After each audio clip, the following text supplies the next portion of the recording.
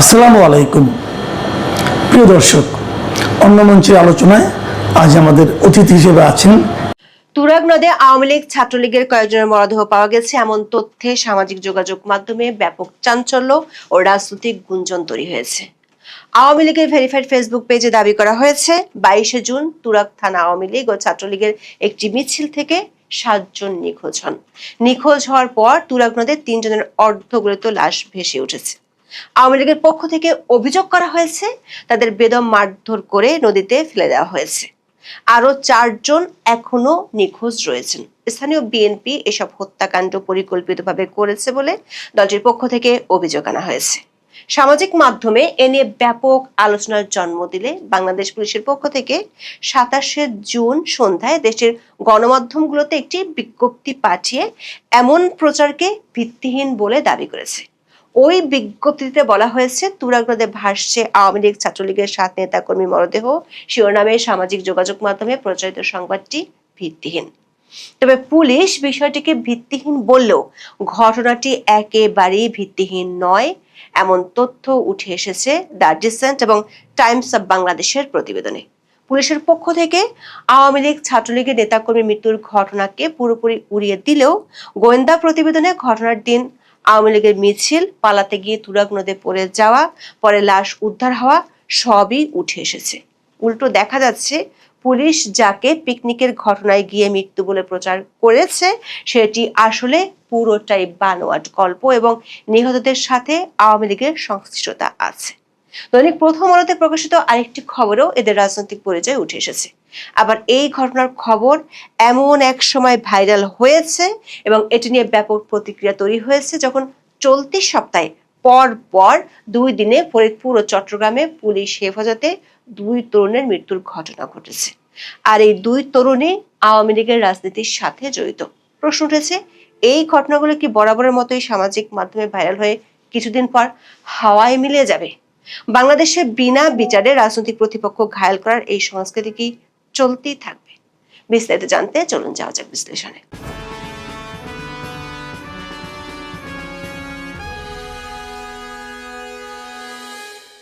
Times of বাংলাদেশের খবরের শিরোনাম হলো তুরাগে কিশোরের মৃত্যু, পুলিশ বলছে দুর্ঘটনা, ফেসবুকে ছড়াচ্ছে আওয়ামী লীগের সমাবেশের জেরে টার্গেট। অন্যদিকে দ্য ডিসেন্টের প্রতিবেদনটির শিরোনাম হলো পুলিশ থেকে ট্রলার নিয়ে পালাচ্ছিলেন মিছিল করতে আসা আওয়ামী লীগের নেতাকর্মীরা। এ নিয়ে প্রথম আলো একটি রিপোর্ট করেছে। এর বাইরে বাংলাদেশের প্রথম সারির সংবাদ মাধ্যমগুলোতে এই ঘটনা নিয়ে তেমন কোনো রিপোর্ট আমাদের চোখে পড়েনি। আওয়ামী লীগের ভেরিফাইড ফেসবুক পেজে দাবি করা হয়েছে গত 22শে জুন তুরাগ থানা আওয়ামী লীগ ও ছাত্রলীগের একটি মিছিল হয়। ওই মিছিল থেকে 7 জন নিখোঁজ হয়েছেন। নিখোঁজ হওয়ার পর তুরাগ নদে 3 জনের অর্ধগলিত লাশ ভেসে উঠেছে। তাদের বেদম মারধর করে নদীতে ফেলে দেওয়া হয়েছে বলে আওয়ামী লীগের পক্ষ থেকে অভিযোগ করা হয়েছে। বলা হয়েছে আরো 4 জন এখনো নিখোঁজ রয়েছে। দলটির অভিযোগ এসব হত্যাকাণ্ড বিএনপি পরিকল্পিতভাবে করছে। কারাগারের হত্যাগুলো পরিকল্পিতভাবে করা হচ্ছে যাতে তাদের নেতাকর্মীদের দমিয়ে রাখা যায়। শুক্রবার থেকে সামাজিক যোগাযোগ মাধ্যম বিশেষ করে ফেসবুকে বিষয়টি নিয়ে ব্যাপক আলোচনা হয়। বাংলাদেশ টাইমসের প্রতিবেদনের শুরুতে লেখা হয়েছে, সাভারের তুরাগ নদ থেকে 2 কিশোর সুমন ও আরিফুলের মরদেহ উদ্ধারের ঘটনাকে কেন্দ্র করে সামাজিক যোগাযোগ মাধ্যমে ব্যাপক চাঞ্চল্য ও রাজনৈতিক গুঞ্জন তৈরি হয়েছে। রিপোর্টে বলা হয়েছে পুলিশ প্রাথমিকভাবে একে অসাবধানতাবশত ঘটে যাওয়া একটি দুর্ঘটনা হিসেবে বর্ণনা করলেও ফেসবুকে ভাইরাল হওয়া বেশ কিছু পোস্টে দাবি করা হচ্ছে রাজনৈতিক সহিংসতার জেরে তাদেরকে হত্যা করা হয়েছে। দ্য ডিসেন্টের প্রতিবেদনে বলা হয়েছে 23শে জুন আওয়ামী লীগের প্রতিষ্ঠা বার্ষিকী উপলক্ষে কর্মসূচি পালনের শপথমূলক বিভিন্ন ভিডিও 21শে জুন থেকে অনলাইনে ছড়ানো শুরু হলে দেশের অন্যান্য জায়গার মতো আশুলিয়া ও তুরাগ থানা পুলিশও টহল শুরু করে। 22শে জুন এমন টহলরত অবস্থায় পুলিশ দেখতে পায় আশুলিয়ার বাস স্ট্যান্ড এলাকার নতুন গরুরহাটের পাশের ট্রলার ঘাটে একটি ট্রলার থেকে আওয়ামী লীগের বেশ কিছু নেতাকর্মী নেমে মিছিলের প্রস্তুতি নিচ্ছেন। তখন পুলিশের একটি টিম তাদের ধরতে উদ্যত হলে আওয়ামী লীগ নেতাকর্মীরা দৌড়ে আবার ট্রলারে ওঠার চেষ্টা করেন। পুলিশ দেখে ট্রলার নিয়ে পালাচ্ছিলেন মিছিল করতে আসা আওয়ামী লীগ নেতাকর্মীরা। তখন অনেকে দৌড়ে ট্রলারে উঠতে সক্ষম হন এবং নৌযানটি চালু করে ঘাট থেকে বের হয়ে যায়। তবে কেউ কেউ লাফিয়ে ট্রলারে উঠতে গিয়ে নদীতে পড়ে যান। কিন্তু সামাজিক যোগাযোগ মাধ্যমে ব্যাপক হইচই পড়ে যাওয়ার পর 27 জুন বিকেলে পুলিশ সদর দপ্তরের পক্ষ থেকে একটি বিজ্ঞপ্তি দেওয়া হয়। বিজ্ঞপ্তিটিতে ঢাকার তুরাগ নদে কার্যক্রম নিষিদ্ধ আওয়ামী লীগ সমর্থক 7 জনের লাশ ভাসার যে খবর সামাজিক যোগাযোগ মাধ্যমে ছড়িয়েছে তা ভিত্তিহীন বলে উড়িয়ে দিয়েছে পুলিশ।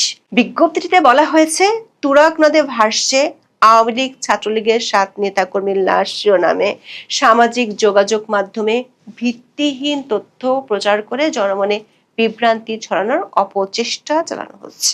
প্রকৃতপক্ষে এ ধরনের কোনো ঘটনার খবর পাওয়া যায়নি। অথচ 27 জুন দুপুরে পুলিশের বরাত দিয়ে বাংলাদেশের সংবাদ মাধ্যমগুলোতে খবর ছাপা হয়েছে, তুরাগ নদে বন্ধুদের সঙ্গে পিকনিকে গিয়ে ট্রলার থেকে তুরাগ নদে পড়ে নিখোঁজ হওয়া এক কিশোরের মরদেহ উদ্ধার করেছে পুলিশ। দৈনিক যুগান্তরে ছাপা হওয়া প্রতিবেদনে পুলিশের বরাত দিয়ে বলা হয়েছে, 26 জুন রাতে সাভারের আশুলিয়া বাজার এলাকার তুরাগ নদ থেকে কিশোর সুমনের মরদেহটি উদ্ধার করা হয়। এই ঘটনায় আশুলিয়া থানায় একটি অপমৃত্যুর মামলা হয়েছে। টাইমস অব বাংলাদেশে প্রকাশিত খবরে বলা হয়েছে, পুলিশের ভাষ্যমতে ওই কিশোর বন্ধুদের সঙ্গে একটি পিকনিকের সময় ট্রলার থেকে পড়ে গিয়ে মারা গেছেন।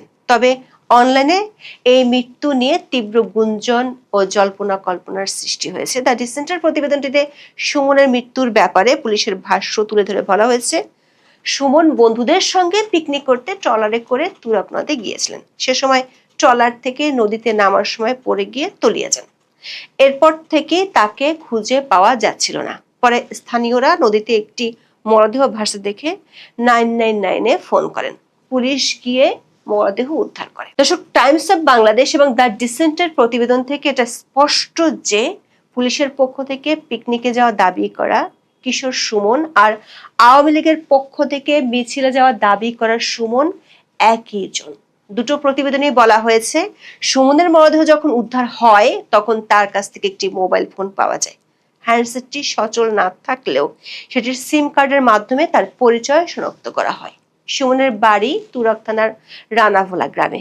এই ঘটনায় তার বাবা আব্দুল হাই একটি অপমৃত্যু মামলা করেছেন। দ্য ডিসেন্টের প্রতিবেদনে বলা হয়েছে, আওয়ামী লীগ অনলাইন ক্যাম্পেইনে সুমনকে তাদের কর্মী বলে দাবি করেছে এবং দ্য ডিসেন্ট সুমনের ফেসবুক প্রোফাইল ঘেঁটে দেখেছে তিনি নিয়মিত আওয়ামী লীগের পক্ষে অনলাইনে লেখালেখি করতেন।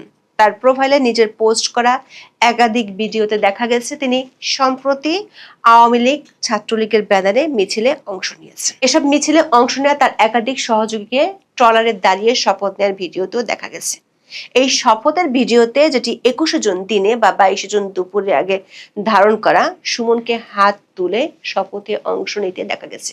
সুমন তার প্রোফাইলে 19 জুন একটি ভিডিও পোস্ট করেন যেখানে দেখা যায় নদীর ঘাটে একটি ট্রলার ভেড়ানো এবং ট্রলারের উপর এবং ঘাটে 15 থেকে 20 জন তরুণ হাঁটাহাঁটি করছেন। ট্রলারের ছাদে তখন দাঁড়িয়ে থাকতে দেখা গেছে তুরাগ থানা শ্রমিক লীগ সভাপতি মামুন সরকারকে, যিনি 22 জুনের ঘটনার পর নিখোঁজ আছেন বলে আওয়ামী লীগের পক্ষ থেকে দাবি করা হয়েছে। অন্যদিকে আব্দুল হাই টাইমস অব বাংলাদেশকে বলেছেন, তার ছেলে সুমন ছাত্রলীগের রাজনীতিতে বেশ সক্রিয় এবং 22 জুন থেকে সে নিখোঁজ ছিল। আরিফুলের চাচা আসাদুল ইসলামও নিষেধ করেছেন আরিফুল নিয়মিত ছাত্রলীগের বিভিন্ন কর্মসূচিতে অংশ নিত। অন্যদিকে ফেসবুকে শেয়ার করা শত শত পোস্টে দাবি করা হচ্ছে, সুমন তুরাগ থানার অধীনে 53 নম্বর ওয়ার্ডের বাংলাদেশ ছাত্রলীগের একজন সদস্য ছিল।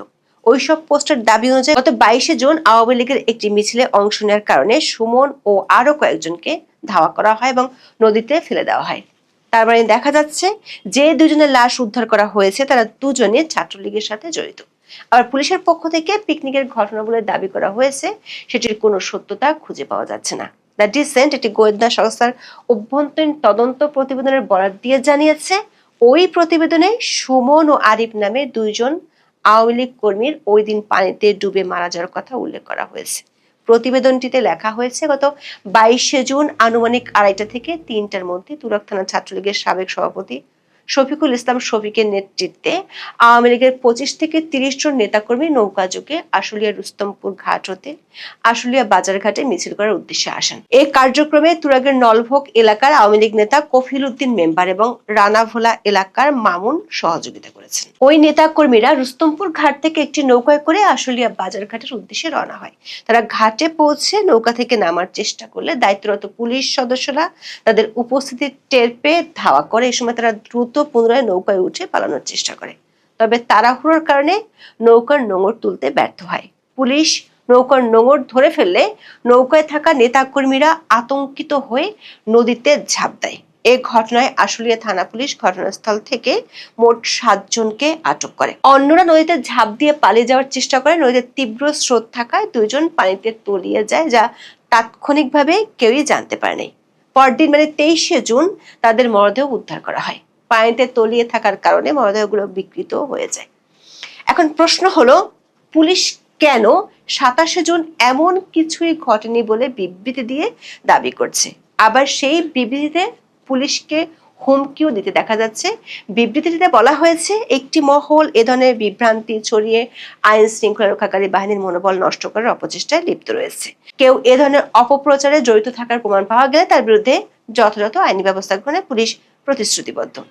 দর্শক, তুরাগের এই ঘটনা সামাজিক মাধ্যমে এমন এক সময় ভাইরাল হয়েছে যখন গত 1 সপ্তাহে পরপর 2 দিনে পুলিশ ও কারা হেফাজতে 2টি মৃত্যুর ঘটনা ঘটেছে, আর নিহত 2 জনই আওয়ামী লীগের রাজনীতির সাথে জড়িত। প্রথম ঘটনাটি ঘটে ফরিদপুরে। ফরিদপুর আইন মহাবিদ্যালয়ের শিক্ষার্থী ও ছাত্রলীগ কর্মী ছিলেন মির্জা ইশতিয়াক আহমেদ প্রান্ত। তিনি মধুখালী পৌরসভার গোন্দারডিয়া এলাকার মির্জা ইস্কান্দারের ছেলে। গত 22শে জুন জেলা গোয়েন্দা পুলিশের একটি দল প্রান্তকে গ্রেপ্তার করে। গ্রেপ্তারের সময় প্রান্ত ছিলেন সম্পূর্ণ সুস্থ। গ্রেপ্তারের পর তাকে ফরিদপুরে নিয়ে ডিবি হেফাজতে রাখা হয়, কিন্তু পরদিন মানে 21শে জুন সকালে ফরিদপুর মেডিকেল কলেজ হাসপাতাল থেকে তার মৃত্যুর খবর পান স্বজনরা। এই ঘটনায় পরিবারের পক্ষ থেকে পুলিশি নির্যাতনের অভিযোগ তোলা হয়। এই ঘটনার প্রতিবাদে সোমবার জানাজার আগে এলাকাবাসী বিক্ষোভ করেন। এ সময় ঢাকা খুলনা মহাসড়ক প্রায় 40 মিনিট অবরোধ করা হয়। এতে মহাসড়কের 2 পাশে শত শত যানবাহন আটকা পড়ে। পরে স্বজনদের অনুরোধে অবরোধ তুলে নেওয়া হয়। প্রান্তকে গ্রেপ্তারের একটি ভিডিও সামাজিক যোগাযোগ মাধ্যমে ভাইরাল হয়। ভাইরাল ভিডিওটি 2 মিনিট 39 সেকেন্ডের। ভাইরাল হওয়া ভিডিওটিতে ডিবির সদস্যরা প্রান্তকে মারধর করতে দেখা যায়। অবস্থা বেগতিক দেখে 23শে জুন এই ঘটনায় ডিবি ফরিদপুর সদর জোনের ওসি সৈয়দ মোহাম্মদ আলমগীর হোসেনকে প্রত্যাহার করা হয়। প্রান্তর ঘটনায় যেদিন ওসিকে প্রত্যাহার করে সেদিনই চট্টগ্রাম জেলা গোয়েন্দা পুলিশ দুপুর 1টার দিকে চট্টগ্রামের সাতকানিয়া উপজেলা যুবলীগ নেতা নুরুল আলমকে নিজ বাড়ি থেকে গ্রেপ্তার করে। তার বিরুদ্ধে অভিযোগ ছিল তিনি আওয়ামী লীগের পক্ষে মিছিল করেছিলেন। পরে তাকে সাতকানিয়া থানা পুলিশের কাছে হস্তান্তর করা হয়। জুলাই আন্দোলনের সময় হামলা, মারধর, হত্যা চেষ্টা ও বিস্ফোরক আইনের এক মামলায় গ্রেফতার দেখিয়ে পরে নুরুলকে আদালতে পাঠায় পুলিশ। তবে ওই মামলার এজাহারে তার নাম ছিল না। এ কারণে অজ্ঞাত পরিচয় আসামিদের মধ্যে তদন্তে প্রাপ্ত দেখিয়ে গ্রেফতার দেখানো হয় নুরুলকে। 23শে জুন মঙ্গলবার সন্ধ্যা 6:22 তাকে কারাগারে নেওয়া হয়। রাখা হয় 4 নম্বর সূর্য সেন ওয়ার্ডে। চট্টগ্রামের অতিরিক্ত পুলিশ সুপার মোহাম্মদ ইব্রাহিম দৈনিক সমকালকে বলেছেন, গ্রেপ্তারের সময় নুরুলকে সুস্থ দেখা যায়। এ সংক্রান্ত বেশ কিছু ছবি ও ভিডিও তাদের কাছে আছে। হাস্যোজ্জ্বলভাবে তিনি নিজেও আদালতে ছবি তোলেন। এ ধরনের ছবি তার পরিবারের সদস্যরাও সামাজিক মাধ্যমে দিয়েছেন। কিন্তু সুস্থ নুরুল কারাগারে যাওয়ার 12 ঘন্টার মধ্যে মারা যান। কারা কর্তৃপক্ষ নুরুল অসুস্থ হয়ে পড়েছে দাবি করলেও তাদের দাবির পক্ষে কোনো যুক্তিসঙ্গত প্রমাণ হাজির করতে পারেনি। নুরুল আলমের বড় বোন বকুল আক্তার অভিযোগ করেছেন, তার ভাইকে পরিকল্পিতভাবে হত্যা করা হয়েছে। প্রশ্ন উঠেছে, বিগত ইউনূস সরকারের আমল থেকে অভিযোগ করা হয় আওয়ামী লীগ আমলে পুলিশি নির্যাতন ও হেফাজতে মৃত্যু হতো এবং এগুলোর কোনো শাস্তি হতো না। অথচ আইন ও সালিশ কেন্দ্র এবং হিউম্যান রাইটস সাপোর্ট সোসাইটি ও অন্যান্য মানবাধিকার সংগঠনের প্রতিবেদনগুলোতে দেখা যাচ্ছে ইউনূসের আমলে 2025 সালে বাংলাদেশে প্রায় 92টি হেফাজতে মৃত্যুর ঘটনা ঘটেছে। 2026 সালের প্রথম 4 মাসে আরো 80টির বেশি হেফাজতে মৃত্যুর খবর পাওয়া গেছে। এই সময়কাল অন্তর্বর্তী সরকারের শেষ পর্যায়ে এবং বর্তমান বিএনপি নেতৃত্বাধীন নির্বাচিত সরকারের 2.5 মাস অন্তর্ভুক্ত। প্রশ্ন হচ্ছে, বাংলাদেশে এভাবে বিনা বিচারে হত্যাকাণ্ড আর হত্যাকাণ্ড হওয়ার পর পুলিশের অস্বীকার, হেফাজতে মৃত্যুর পর লোক দেখানোর শাস্তি হিসেবে প্রত্যাহারের নাটক কি চলতেই থাকবে? 2024 সালের ডিসেম্বর বাংলাদেশের সীমান্ত ঘেঁষা মংডু শহর মিয়ানমারের জান্তা সরকারের সর্বশেষ ঘাঁটি পতনের মাধ্যমে বাংলাদেশের সীমান্ত জুড়ে কার্যত মিয়ানমার রাষ্ট্রের উপস্থিতি একেবারে বিলীন হয়ে যায়। বাংলাদেশের সঙ্গে প্রায় 270 কিলোমিটার সীমান্ত এখন একটি অরাষ্ট্রীয় সশস্ত্র শক্তির নিয়ন্ত্রণে, যেখানে মিয়ানমার সরকারের সেনাবাহিনীর কোনো নিয়ন্ত্রণ নেই। বাংলাদেশের পররাষ্ট্র উপদেষ্টা, সেই সময়ের পররাষ্ট্র উপদেষ্টা তৌহিদ হোসেন নিজেই স্বীকার করেছিলেন যে পুরো সীমান্ত এখন অরাষ্ট্রীয় গোষ্ঠীর নিয়ন্ত্রণে। এই বক্তব্য নিছক তথ্য নয়, এটি বাংলাদেশের নিরাপত্তা এবং পররাষ্ট্রনীতির জন্য একটি যুগান্তকারী সতর্কবার্তা। কিন্তু প্রশ্ন হলো, এই বাস্তবতা স্বীকার করার পর রাষ্ট্র হিসেবে বাংলাদেশ কি করেছে? উত্তরটি হলো কার্যত কিছুই করেনি।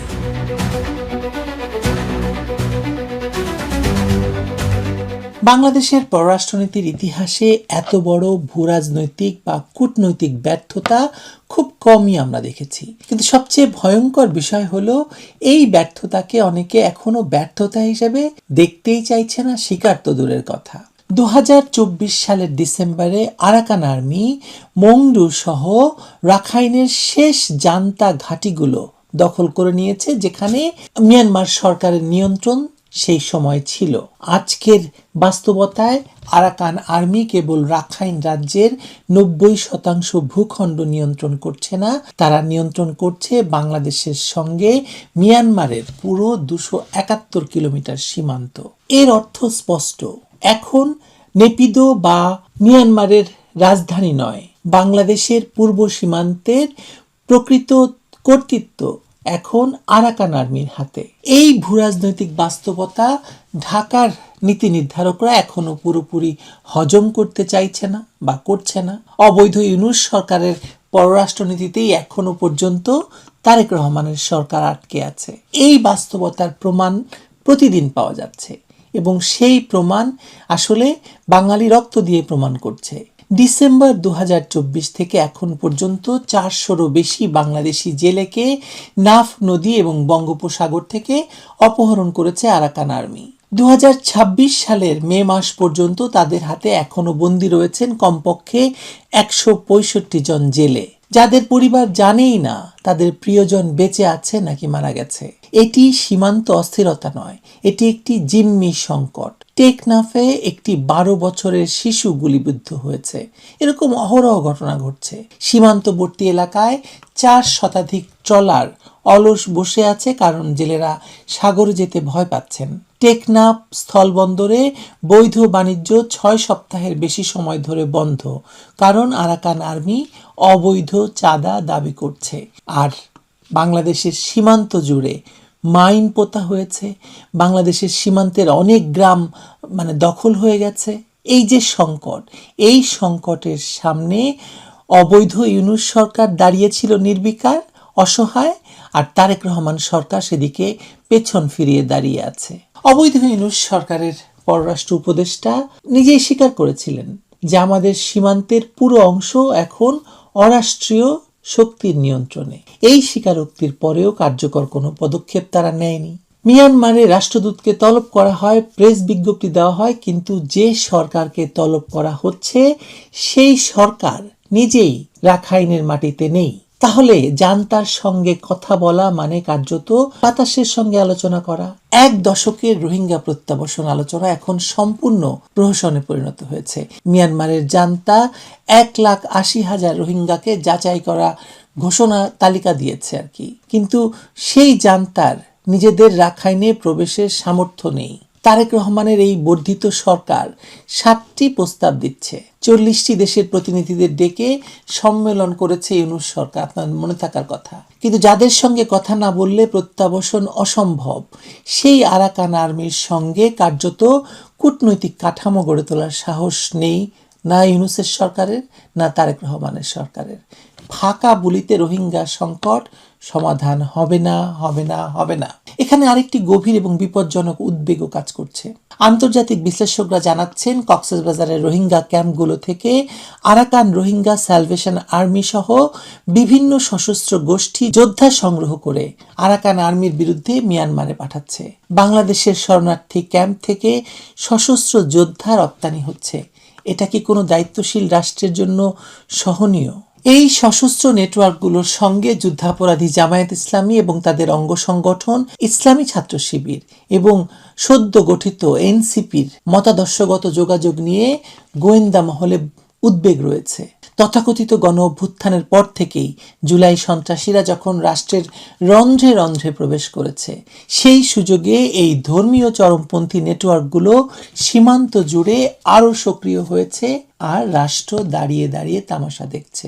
ঢাকা এখনো এমনভাবে নীতি পরিচালনা করছে যেন রাখাইনের নিয়ন্ত্রণ মিয়ানমারের হাতেই রয়েছে, মিয়ানমারের সেনাবাহিনীর সেখানে নিয়ন্ত্রণ রয়েছে। অথচ বাস্তবে যার সঙ্গে এত বছর ধরে রোহিঙ্গা প্রত্যাবর্ষণ নিয়ে আলোচনা হয়েছে, সেই মিয়ানমার সরকারের সীমান্ত অঞ্চলে আর কার্যকর কর্তৃত্ব নেই। মিয়ানমারের সেনাবাহিনীর সেখানে কোনো অস্তিত্বই নেই। অর্থাৎ বাংলাদেশের কূটনীতি আজ এমন এক সরকারের সঙ্গে কথা বলছে যার নিজেরই সেই ভূখণ্ডে সিদ্ধান্ত কার্যকর করার ক্ষমতা নেই। এটাই সবচেয়ে বড় সংকট এখনকার, যাকে রোহিঙ্গা সংকটের চেয়ে ভয়ঙ্কর বলে মনে হচ্ছে আমার। আরাকান আর্মিকে অনেকেই এখনো বিদ্রোহী সংগঠন হিসেবে দেখতে চান, কিন্তু বাস্তবতা তো তার চেয়ে অনেক বেশি এগিয়ে গেছে। এই বাহিনীর হাজার হাজার প্রশিক্ষিত যোদ্ধা রয়েছে, তারা কর আদায় করছে, প্রশাসন পরিচালনা করছে, বিচার ব্যবস্থা চালু করেছে এবং পুরো রাখাইন রাজ্যের নিয়ন্ত্রণ নেওয়ার লক্ষ্য প্রকাশ্যে ঘোষণা করেছে তারা। সবচেয়ে তাৎপর্যপূর্ণ বিষয় হলো চীন ইতোমধ্যেই তাদের সঙ্গে সরাসরি অর্থনৈতিক এবং অবকাঠামোগত আলোচনা শুরু করেছে, কাজও করছে। অর্থাৎ আন্তর্জাতিক শক্তিগুলো বাস্তবতাকে স্বীকার করছে, কিন্তু বাংলাদেশ এখনো পুরনো কূটনৈতিক অভিধান নিয়ে পড়ে আছে। কত বড় বিপজ্জনক ভুলের মধ্যে বসবাস করছে বাংলাদেশ বলুন। কারণ সীমান্তে এখন আর দুটি পক্ষ নেই, একদিকে আরাকান আর্মি, অন্যদিকে মিয়ানমারের সামরিক জান্তা, আর তৃতীয় দিকে রোহিঙ্গাদের সশস্ত্র সংগঠন এআরএসএ। এই ত্রিমুখী সংঘাতের ঠিক মাঝখানে দাঁড়িয়ে আছে বাংলাদেশ। সীমান্তে গোলাগুলি, মর্টার সেল, মাইন পুঁতে রাখা, অপহরণ, অনুপ্রবেশ, জেলেদের আটক, শিশু গুলিবিদ্ধ হওয়া কিংবা সীমান্তবর্তী এলাকায় সশস্ত্র গোষ্ঠীর বিচরণ, এসব কোনো কিছুই বিচ্ছিন্ন ঘটনা নয়। এগুলো সবই একটি ভেঙে পড়া সীমান্ত ব্যবস্থার লক্ষণ। এর সঙ্গে যোগ হয়েছে আরেকটি গুরুতর বাস্তবতা। রোহিঙ্গা প্রত্যাবর্ষণ নিয়ে গত এক দশক ধরে বাংলাদেশ যে কূটনৈতিক লড়াই চালিয়েছে, সেটির ভিত্তি আজ ভেঙে পড়েছে। কারণ রোহিঙ্গারা যদি কখনো ফিরে যায়, তারা যাবে কোথায়? যাবে তো সেই রাখাইনে, যেখানে এখন কার্যকর শাসক আরাকান আর্মি, মিয়ানমারের সেনাবাহিনী নয়। কিন্তু সেই শক্তিকে আলোচনার বাইরে রেখে প্রত্যাবর্ষণের কোনো বাস্তবসম্মত পরিকল্পনা আসলে সম্ভব নয়। ভূরাজনৈতিক দাবার বোর্ডে পরিচিত দৃশ্য পাল্টে গেছে।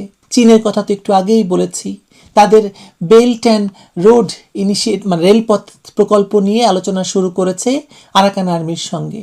ভারতের কালাদান মাল্টি মোডাল প্রকল্পকে আরাকান আর্মি সরাসরি লক্ষ্যবস্তু বানিয়েছে। আঞ্চলিক পরাশক্তিগুলো এই নতুন শক্তির সঙ্গে নিজেদের অবস্থান নির্ধারণ করে নিচ্ছে। বাংলাদেশে এই সমীকরণ কারো মাথায় ঢুকছে বা কেউ এ নিয়ে কোনো কাজ করছে বলে প্রমাণ পাওয়া যাচ্ছে না, কোথাও না। দিল্লি এবং বেইজিং উভয়ের সঙ্গে সম্পর্কের টানাপোড়েনে অবৈধ ইউনূস সরকার কোনো সুচিন্তিত অবস্থান নিতে পারেনি। তারেক রহমানের সরকারও পারবে না বা পারার চেষ্টা করছে বলে কোনো চিহ্ন দেখা যাচ্ছে না। আরাকান আর্মির বিরুদ্ধে রোহিঙ্গাদের উপর সহিংসতার গুরুতর অভিযোগ রয়েছে, সেই অভিযোগ অস্বীকার করার সুযোগ নেই। কিন্তু একই সঙ্গে এটাও সত্য, রাখাইনের বাস্তব ক্ষমতা এখন তাদের হাতে। ফলে নৈতিক অবস্থান এবং বাস্তব কূটনীতির মধ্যে একটি কঠিন ভারসাম্য খুঁজে বের করা ছাড়া বাংলাদেশের সামনে আর কোনো পথ নেই। সত্যি কি নেই? আমার তো মনে হয় আছে।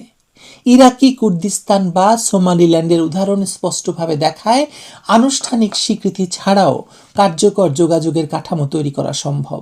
আরাকান আর্মিকে সরাসরি আলোচনার টেবিলে না এনে রোহিঙ্গা প্রত্যাবর্ষণের স্বপ্ন দেখা নিছক মরীচিকা। রাখাইনে বৈধ মানবিক বাণিজ্য খুলে দেওয়া বাংলাদেশের জন্য কৌশলগত সুযোগ, কারণ রাখাইন বাংলাদেশের জ্বালানি, ঔষধ এবং নিত্যপণ্যের উপর নির্ভরশীল।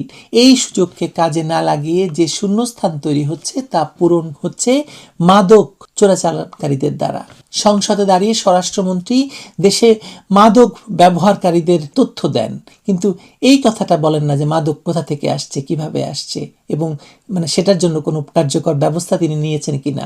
তিনি তো কক্সবাজারের, তিনি তো সব ঘটনা পুরোটাই জানেন না। আরাকান আর্মিও বাংলাদেশকে পরস্পর বিরোধী দুটি বার্তা দিচ্ছে।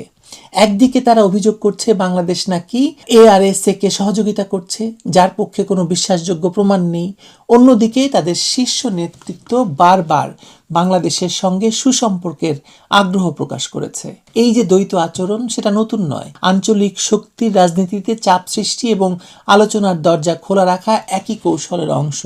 বাংলাদেশের উচিত আবেগ নয়, স্বার্থ দিয়ে এই বার্তাগুলো পড়া। কারণ রাখাইনেরও বাংলাদেশকে প্রয়োজন। খাদ্য, জ্বালানি, ঔষধ, নিত্য প্রয়োজনীয় পণ্য থেকে শুরু করে সম্ভাব্য বাণিজ্য করিডোর পর্যন্ত বাংলাদেশের ভৌগোলিক অবস্থান তাদের জন্য অপরিহার্য।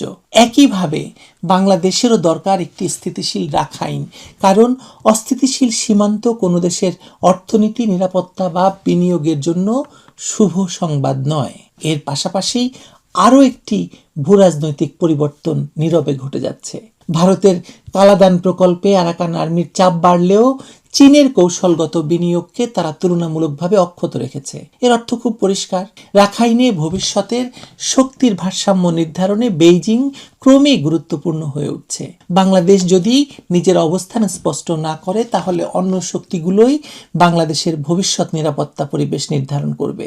এই যে চীনে তারেক রহমান গিয়ে এত কিছু করে আসলেন, 13টি সমঝোতা স্মারক সই করে আসলেন, এই আলোচনা যে হয়নি তা তো আগেই বলেছি, হওয়ার কথাও নয়। বাংলাদেশের সামনে এখন 3টি জরুরি কাজ রয়েছে, যদি জরুরি মনে করে। প্রথমত, আরাকান আর্মির সঙ্গে অনানুষ্ঠানিক স্বীকৃতি ছাড়াই একটি স্থায়ী যোগাযোগ চ্যানেল গড়ে তোলা। দ্বিতীয়ত, রোহিঙ্গা প্রত্যাবাসনের কৌশল নতুন বাস্তবতার ভিত্তিতে পুনর্গঠন করা। তৃতীয়ত, সীমান্ত নিরাপত্তাকে শুধু বিজিবির টহলের মধ্যে সীমাবদ্ধ না রেখে গোয়েন্দা সমন্বয়, মানবিক ব্যবস্থাপনা এবং আঞ্চলিক কূটনীতির সমন্বিত কাঠামোতে নিয়ে আসা। কারণ ক্ষমতার মানচিত্র বদলে গেলে পুরনো নীতিও আসলে অচল হয়ে যায়। বাংলাদেশের দক্ষিণ পূর্ব সীমান্ত আজ সেই পরিবর্তনের ভেতর দিয়ে যাচ্ছে। মানচিত্রে সীমান্ত রেখা একই আছে, কিন্তু সীমান্তের ওপারে রাষ্ট্র বদলে গেছে। যে পরিবর্তনকে আজ উপেক্ষা করা হচ্ছে, সেটাই আগামী দিনের সবচেয়ে বড় জাতীয় নিরাপত্তা সংকটে পরিণত হবে, কোনো সন্দেহ নেই। রোহিঙ্গা সংকট আমাদের শিখিয়েছিল, একটি সীমান্তের অস্থিরতা কেবল সীমান্তে আটকে থাকে না, তা অর্থনীতি, সমাজ, রাজনীতি এবং রাষ্ট্রের ভেতর পর্যন্ত ছড়িয়ে পড়ে। আরাকানের নতুন বাস্তবতা সেই শিক্ষার আরও কঠিন সংস্করণ। এবার যদি বাংলাদেশ সময়মতো বাস্তবতা বুঝতে ব্যর্থ হয়, তাহলে ভবিষ্যতের সংকট শুধু রোহিঙ্গাদের নয়, পুরো বাংলাদেশের নিরাপত্তা, কূটনীতি এবং আঞ্চলিক অবস্থানকে নতুন করে ভয়ঙ্কর প্রশ্নের মুখে দাঁড় করাবে। এবং বাংলাদেশের অখণ্ডতা নিয়ে তো বহুদিন ধরে আমরা কথা বলছি। দেখুন, এই আরাকান আর্মি কক্সবাজার নিয়ে নেয়, চট্টগ্রাম নিয়ে নেয়, পার্বত্য চট্টগ্রাম নিয়ে নেয়, না কি নিয়ে নেয়, বা কি নেওয়ার হুমকি দেয়, কি নেওয়ার জন্য কাজ করে। ভয়ঙ্কর দিন আসলেই আমাদের সামনে। বাংলাদেশের সংসদে নৃত্য গীত গলা হচ্ছে। ভালো থাকবেন সবাই।